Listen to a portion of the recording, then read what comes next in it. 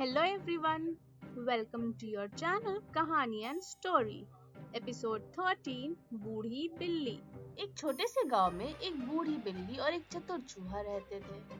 वह बिल्ली इतनी बूढ़ी हो चुकी थी कि अब उसे शिकार करने में कठिनाई होती। वह अपनी कमजोरी के कारण चूहों को आसानी से पकड़ नहीं पा रही थी।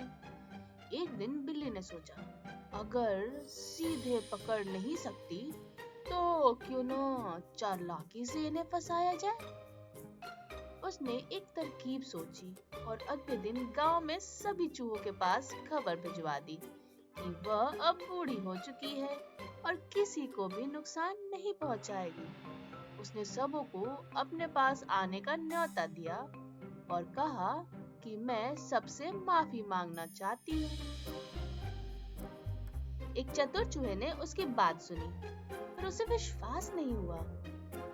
उसने सोचा, यह बिल्ली इतनी चालाक है, जरूर इसके दिमाग में कुछ चल रहा है। फिर भी अन्य चूहों ने उसकी बात मानी और धीरे धीरे बिल्ली के पास जाने लगे। जैसे ही चूहे बिल्ली के पास आते, वह उन्हें फुर्ती से पकड़ लेती और खा जाती। धीरे धीरे गांव में चूहे कम होने लगे। एक दिन चतुर चूहे ने सब चूहों को इकट्ठा किया और बोला, यह बिल्ली हमें झूठ बोल रही है, हमें सावधान और उससे दूर रहना होगा। सभी चूहों ने उसकी बात मानी और अगले दिन बिल्ली के पास नहीं गए। बिल्ली भूखी रही और निराश होकर सोचने लगी कि अब क्या किया जाए।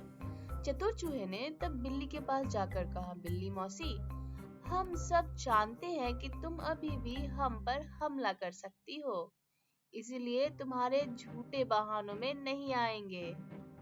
यह कहकर चतुर चूहा वहां से भाग गया और बिल्ली को समझ में आ गया कि उसकी चालाकी अब नहीं चलेगी।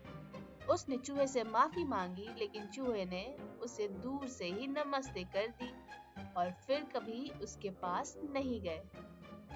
इस कहानी से हमें यह सीख मिलती है कि कभी-कभी किसी की चालाकी और झूठे बहानों में नहीं आना चाहिए और हमेशा सावधान रहना चाहिए। तो दोस्तों, आज की थी ये छोटी सी कहानी। कल फिर मिलते हैं एक और कहानी के साथ। तब तक bye bye and take care.